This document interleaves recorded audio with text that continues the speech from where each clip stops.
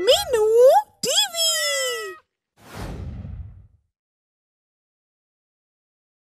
अंधेरे नगर का राजा 70 साल का बूढ़ा हो गया था, मगर फिर भी उसके शौक नौजवानों वाले थे। वह महंगे वस्त्र पहनता था और आलीशान महलों में रहता था। अपने देश की गरीब जनता की फिक्र छोड़कर वह फिजूल के दिखावे के लिए धन को दिन रात पानी की तरह बहाता रहता था। जनता पर जितना चाहो कर लगाओ, पर इस बात का ध्यान रखो कि हमारा खजाना धन से भरा रहना चाहिए।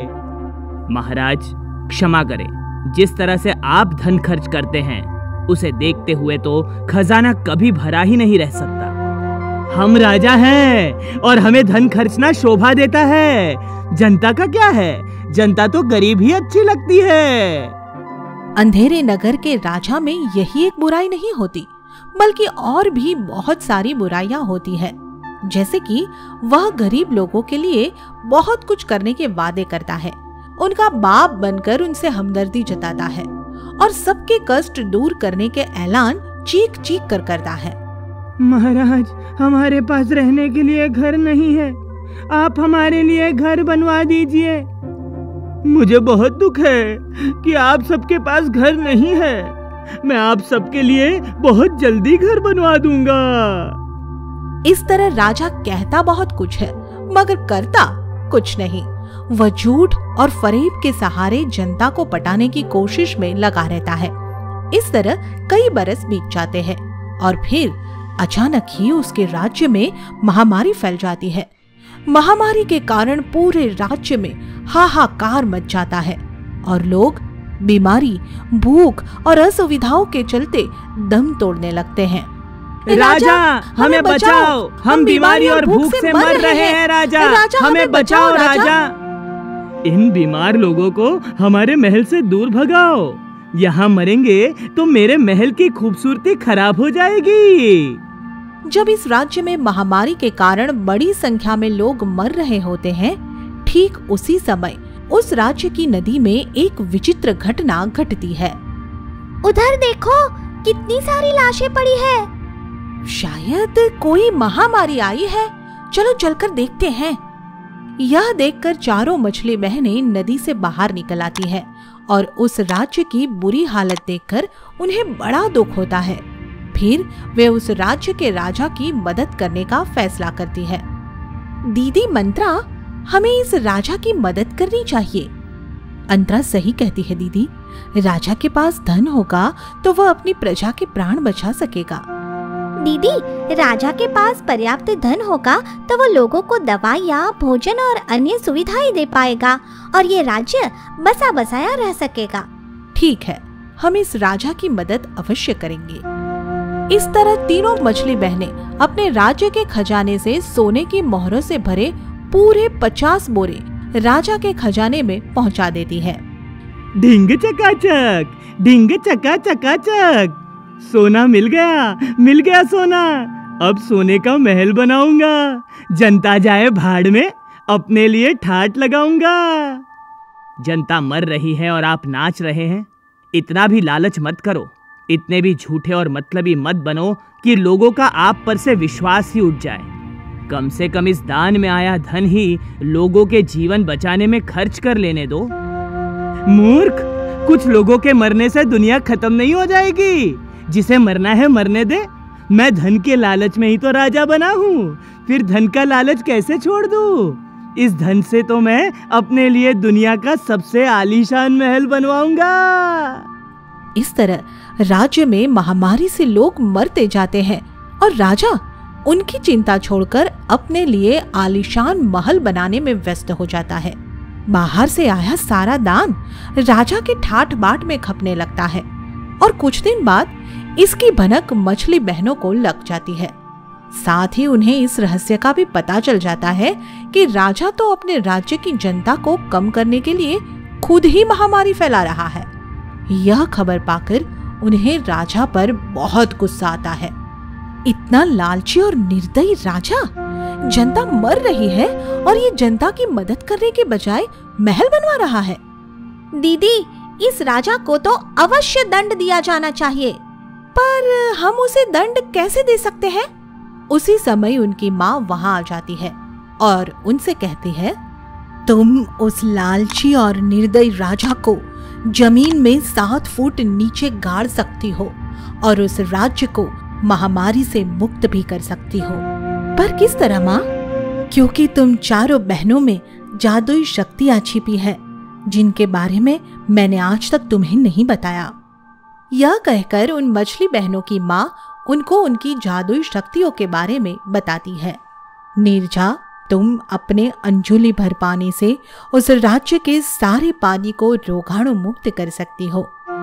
समीरा, तुम अपनी एक फूंक से सारी हवा को शुद्ध और स्वच्छ बना सकती हो। अंतरा बेटी, तुम्हारी एक फूंक पाप और लालच से कमाए धन को पल भर में राख में बदल सकती है। और मैं क्या कर सकती हूँ माँ? तुम किसी भी पापी को जमीन के 7 फुट नीचे गाड़ सकती हो। तुम जिसका नाम लेकर जमीन पर पैर मारोगी वही जमीन में 7 फीट नीचे समा जाएगा। हमें अपनी इन जादुई शक्तियों का प्रयोग कैसे करना होगा माँ? मन में अपनी देवी का स्मरण करके जब भी इन जादुई शक्तियों का प्रयोग करोगी ये तुरंत काम करने लगेगी। अपनी माँ से अपनी जादुई शक्तियों के बारे में पता चलते ही चारों मछली बहनें नदी के जरिए उस राज्य में पहुंच जाती है। लो बहन, हवा तो शुद्ध हो गई। लो बहनों, जल भी रोगाणु मुक्त हो गया है। अब तुम अपना अपना काम भी कर डालो। यह सब करने के बाद वे चारों मछली बहनें राजा के महल में पहुंच जाती है और वहां अंतरा जैसे ही देवी का स्मरण करके फूंक मारती है तो उसके मुंह से निकली ज्वाला राजा के खजाने में रखे सारे सोने और महल की सारी शान और शौकत को राख में बदल देती है। यह देखकर राजा गुस्से में पागल हो जाता है। ये क्या किया? मेरा सारा ठाट बाट राख में बदल दिया। जनता के दुश्मन, लालची और निर्दयी राजा, ले मैं तुझे भी जमीन में गाड़ देती हूँ। इस तरह निर्दयी राजा मर जाता है और उस राज्य को महामारी से भी मुक्ति मिल जाती है। लॉकडाउन के कारण सबके काम धंधे बंद पड़े हैं और लोग घरों में रहकर जैसे भी गुजारा हो पा रहा है वैसे ही करने पर मजबूर है। कुछ ऐसे भले समर्थ लोग भी हैं जो कभी कभी इन गरीबों की सुध भी ले लेते हैं और इनके घरों में थोड़ा बहुत राशन बांट जाते हैं। दिवाकर भी उन्हीं भले लोगों में से एक है और आज गरीबों की बस्ती में राशन बांट रहा है। वह गरीबों को राशन बांट ही रहा होता है कि तभी उसकी नजर एक गरीब अंधे भिखारी पर पड़ती है जो उसे पुकारते हुए उसकी तरफ ही चला रहा है। अरे सेठ, मुझ अंधे भिखारी को भी कुछ दे देना। 3 दिनों से कुछ भी नहीं खाया। भूख के कारण प्राण निकले जा रहे हैं भाई। ये कहते हुए वह अंधा भिखारी दिवाकर के बहुत निकट आ जाता है और उसे देखते ही दिवाकर हैरान होते हुए कहता है, अविनाश, ये मैं क्या देख रहा हूँ मेरे दोस्त? तू और एक अंधा गरीब भिखारी। दिवाकर तुम? हाँ, मैं तेरा दोस्त दिवाकर। पर ये सब तेरे साथ कैसे हो गया रे? तू तो IAS ऑफिसर बनने गया था और आज एक अंधा गरीब भिखारी बनकर मिल रहा है। तुझे क्या बताऊं दोस्त। 10 साल पहले दिवाकर की अविनाश नाम के एक लड़के से गहरी दोस्ती थी। अविनाश के माता पिता मर चुके थे और वह अपने मामा के सहारे पर ही पल रहा था। दोनों कॉलेज में पढ़ रहे थे और IAS बनने के सपने देख रहे थे। अविनाश दोस्त, भगवान मुझे कुछ बनाए या ना बनाए, पर तुझे इस दुनिया का सबसे बड़ा अफसर बना दे। क्यों? तुम्हें भगवान अफसर क्यों नहीं बनाए दोस्त? क्योंकि मैं तुम्हें जीवन में बहुत आगे बढ़ते देखना चाहता हूँ और मैं तुम्हारी दोस्ती में जीना मरना चाहता हूँ। अविनाश गरीब है और उसने बचपन से ही बहुत दुख देखे हैं, इसलिए दिवाकर हमेशा यही चाहता है कि उसके दोस्त की जिंदगी खुशियों से भर जाए और उसे कभी किसी भी प्रकार का दुख न सहना पड़े। दिवाकर की छोटी बहन पूजा अविनाश से प्यार करती है और दिवाकर उनके प्यार से बहुत खुश है। पूजा, मेरी बहन, तू अविनाश का हमेशा पूरा ख्याल रखना। उसने जीवन में बहुत दुख देखे हैं। भैया, मैं मरते दम तक उसका पूरा ख्याल रखूंगी। देखना, जीवन भर भी कोई दुख न होने दूंगी उसे। तभी उनकी माँ वहाँ आ जाती है और उनसे पूछती है, तुम दोनों भाई बहन क्या बातें कर रहे हो? तुम ही बताओ अम्मा, हम किसके बारे में बातें कर रहे होंगे? तुम दोनों मेरे अविनाश के सिवा किसी और के बारे में बात कर ही नहीं सकते। भगवान मेरे अविनाश को लंबी उम्र दे। इस तरह समय बीतता जाता है और फिर एक दिन अविनाश IAS की परीक्षा देने के लिए जाता है, मगर रास्ते में वह एक सड़क दुर्घटना का शिकार बन जाता है। उस सड़क हादसे में उसके सिर में गहरी चोट आती है और उसकी आंखों की रोशनी चली जाती है। वो अंधा हो जाता है। डॉक्टर, मुझे कुछ दिखाई क्यों नहीं दे रहा? सिर में गहरी चोट लगने के कारण तुम्हारी आंखों की रोशनी चली गई है और अब तुम शायद ही कभी देख पाओ। डॉक्टर की बात सुनकर अविनाश निराश हो जाता है और अपनी बदकिस्मती को कोसते हुए सोचने लगता है, मैं अंधा जहां भी जाऊंगा वहीं लोगों पर बोझ ही बनूंगा। कोई मेरा बोझ कब तक उठाएगा? हो सकता है दिवाकर और पूजा भी मुझसे मुंह मोड़ ले। यही सोचकर अविनाश घर वापस नहीं जाता और बेरहम किस्मत उसे IAS अफसर बनाने की जगह सड़क का गरीब भिखारी बना देती है। मगर उधर दिवाकर और उसकी बहन पूजा उसके वापस लौटने की उम्मीद में पागलों की तरह दिन रात उसकी राह देखते रहते हैं। बहन, तुम रो क्यों रही हो? अविनाश कहीं रुक गया होगा, जल्द ही वापस आ जाएगा। आज से पहले तो ऐसा कभी नहीं हुआ भैया। अगर वो नहीं आया तो मैं जी नहीं पाऊंगी। आज नहीं तो कल लौट आएगा। आखिर अपने इस दोस्त को छोड़कर जाएगा कहाँ? दिन, महीने और साल बीतने लगते हैं और इस तरह अविनाश के घर वापस लौटने की उम्मीद खत्म हो जाती है। इस बीच दिवाकर बड़ा सरकारी अफसर बन जाता है और शादी भी कर लेता है, मगर पूजा शादी से मना ही करती रहती है। अब शायद अविनाश कभी न लौटे, इसीलिए तुम्हें उसे भूलकर शादी कर लेनी चाहिए।